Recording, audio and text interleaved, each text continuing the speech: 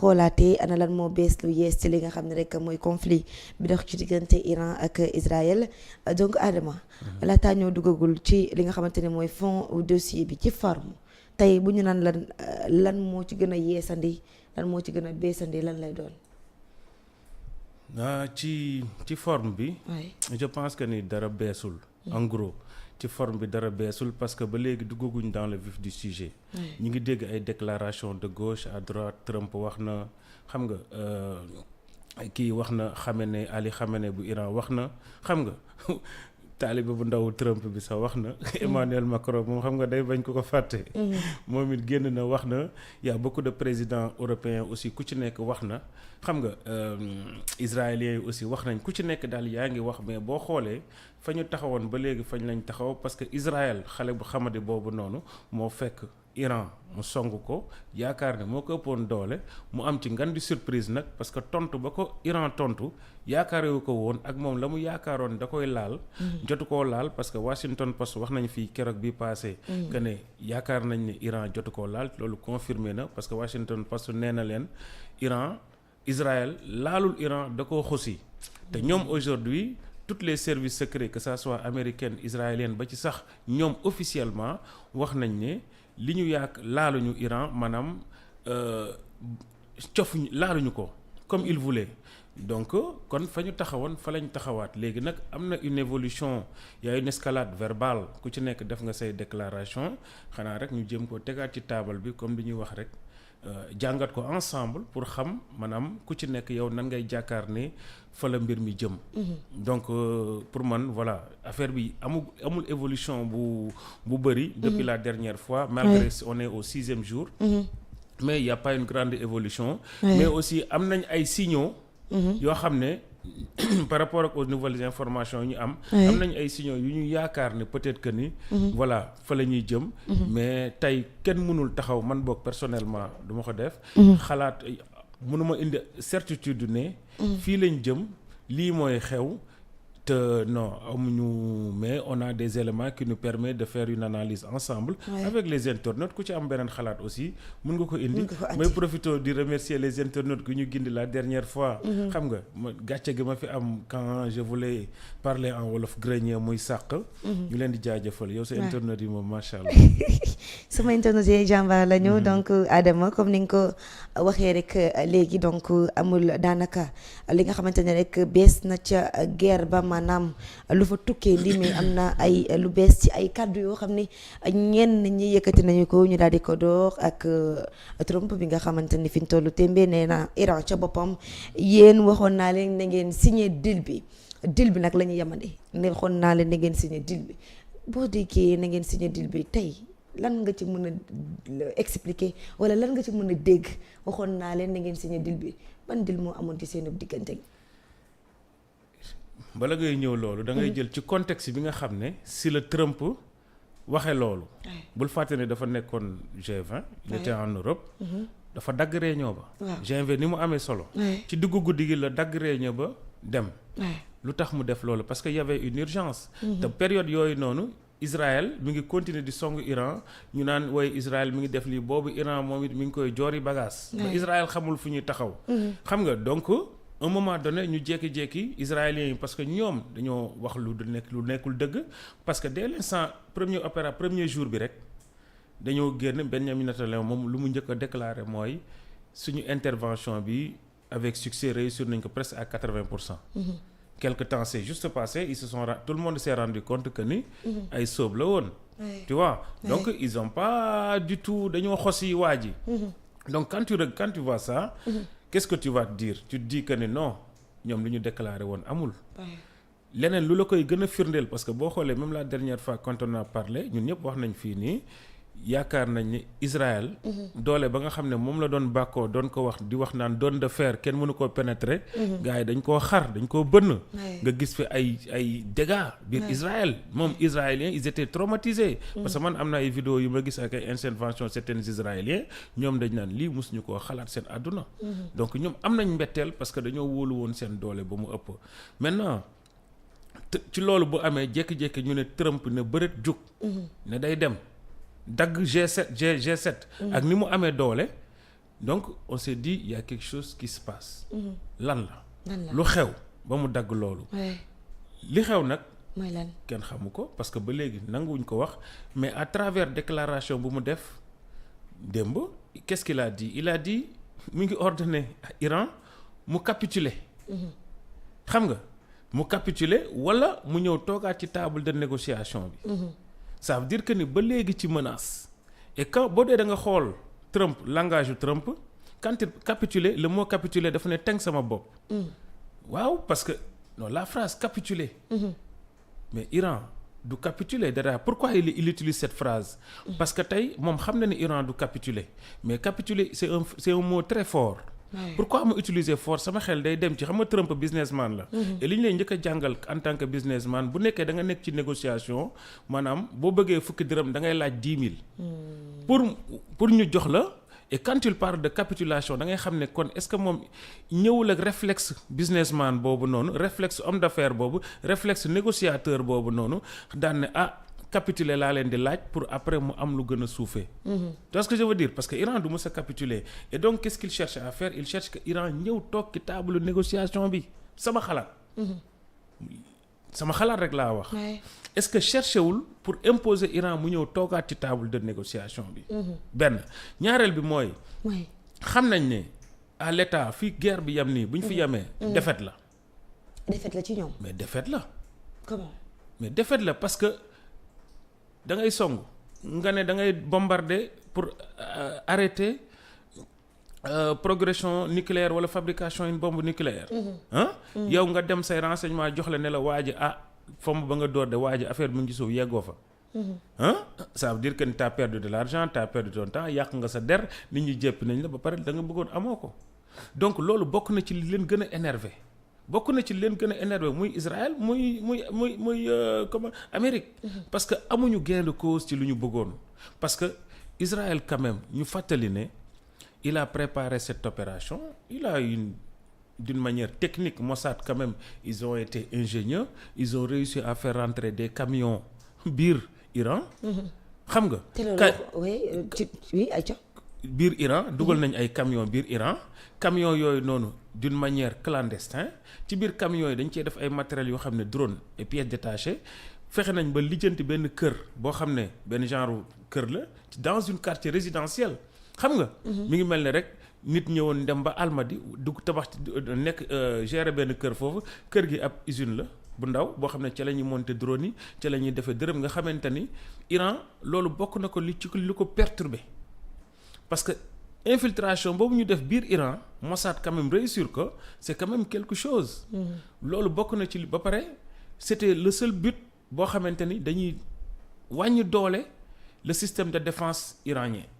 xam nga loolu rek lañ si jublu woon. loolu nag ñoom seen biir xel yaakaar nañ bis bu ñu defee loolu neutraliser le système de défense iranien nga xam ne dañuy mën a survoler espace aérien dañuy mën a dugg biir Iran di naaw lu leen neexee di bombarder lu leen neexee ñoom yaakaar nañ bis bu ñu xasee def loolu rek dañuy neutraliser Iran. d'accord. te keroog maa ngi lay wax ne. waaw Iran ñoom dañ ne boo xoolee seen sàq mi. mooy montagne yi leen yàlla wàcceel mooy seen vrai sàq fa la ñuy denc seen i bagages kon ñoom. xamuñu Iran dëggantaan fan la dugal ay bagages am. chaque fois nag dinañ découvrir ay quelques sites di ko bombarder di découvrir ay quelques sites di ko bombarder mais jusqu'à présent amaguñu lu ñu bëgg parce que Iran mi ngi leen di jox des réponses à la hauteur. mi ngi résister comme ñoom li ñu wax.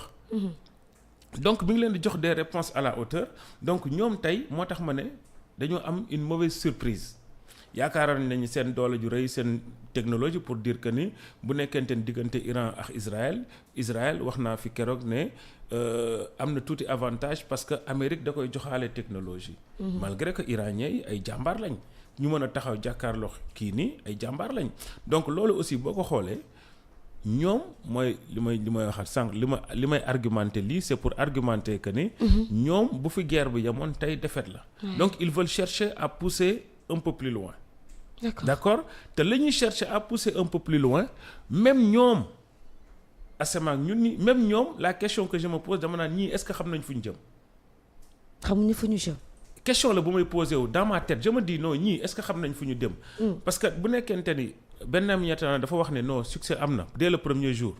ñu toogaat quelque temps ñu démentir quelques journaux démentir daan ne maanaam site ba ñu bombardé woon sax ndekete kaw gi rek lañ laaluñu suuf tu vois ce que je veux dire donc ils arrivent pas à détruire le système nucléaire iranien d'accord ñu dem ba mu yàgg Trump bi muy soog a tàmbali il était retenu Trump xam nga ay mbiram il était retenu demu ci Trump bi ñu ko fekkee ci réunion G7 bi ci la surenchère na ci la na bëreet nag jug mel ne ku bëgg a jël les choses en main il a vu que jarbaatam bi du waaja xam nga il a voulu quand même def lu mel ne genre sursaut ci la bind def kii xam nga te boobu dafa y a quelque chose d'intéressant qui s'est passé nan la woon loolu parce que ci sommet G7 bi y avait les présidents Emmanuel Macron bi Trump ne ñu woo ko en urgence mu jóg di dem seet nit ñu xoolante ñu laaj ko nanguwul wax Emmanuel Macron lui il a pensé que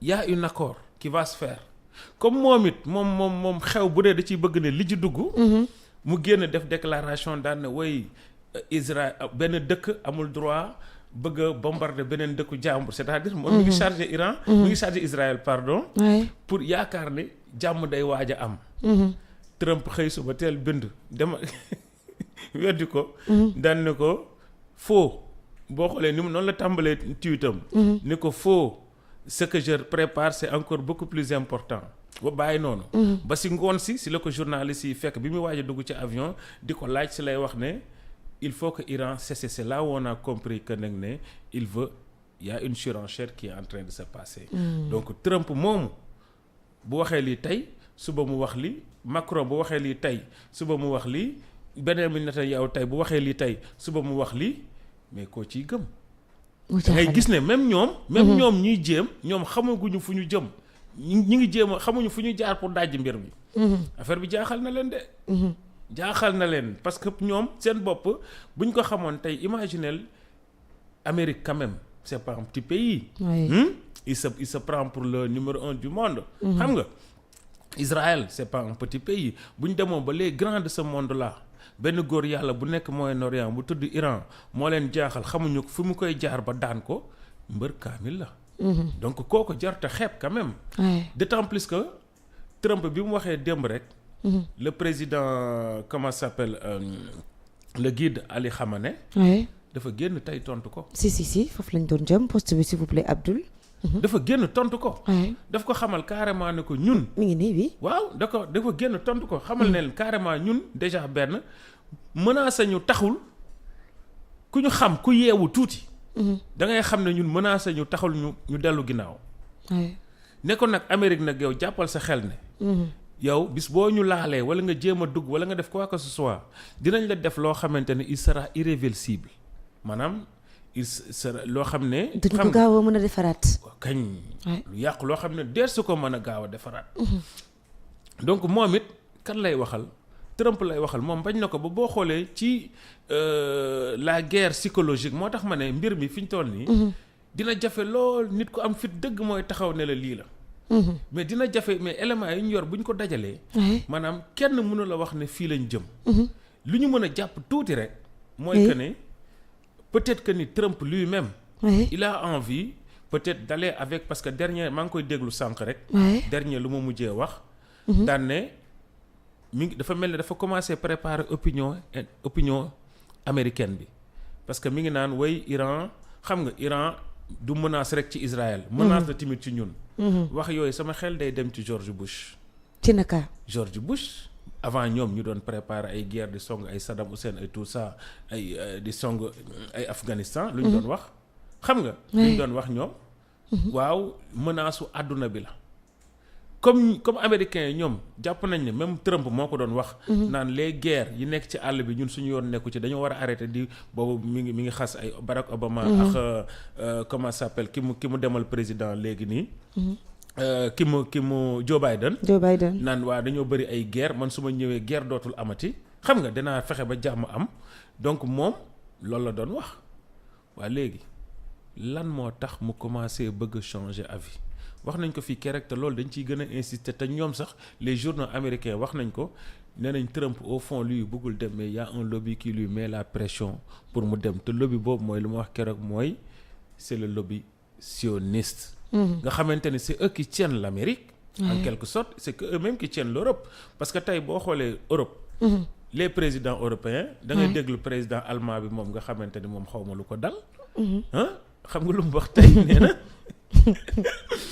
nee na Israël moom góor yàlla la vraiment parce que ñun ñëpp Israël mi xeex bi ñuy xeex ñu ngi làqatu toog Israël di ñu ko xeexal parce que Iran dëkk bu dangereux la donc da ngay xam ne moom te ku ne xam ne Allemagne ku ne xam ne Europe nu mu demee ni fa lobby sioniste bi amee doole.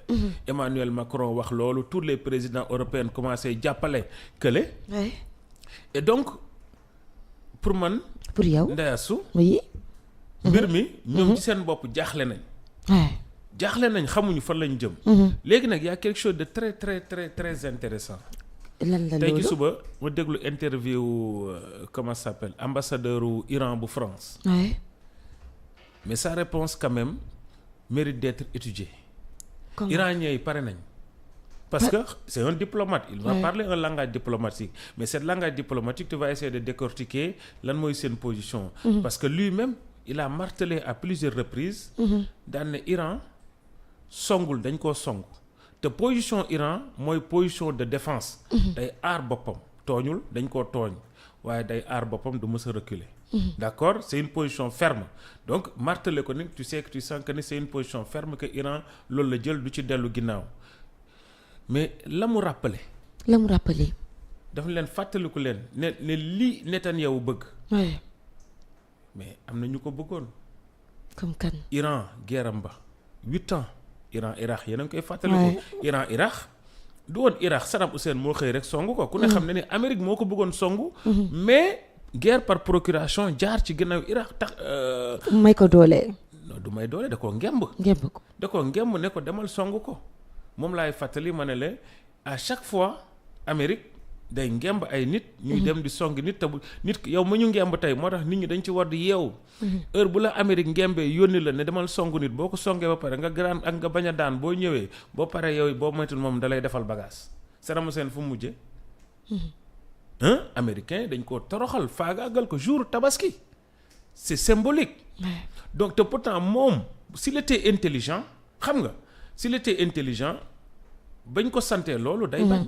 parce que kii xam na ni kii résistant la. te bu américains yi paree ci kooku ci moom lañ jëm si. la preuve loolu lañ def. si. donc pour te dire que ni réponse boobu ambassadeur bi def.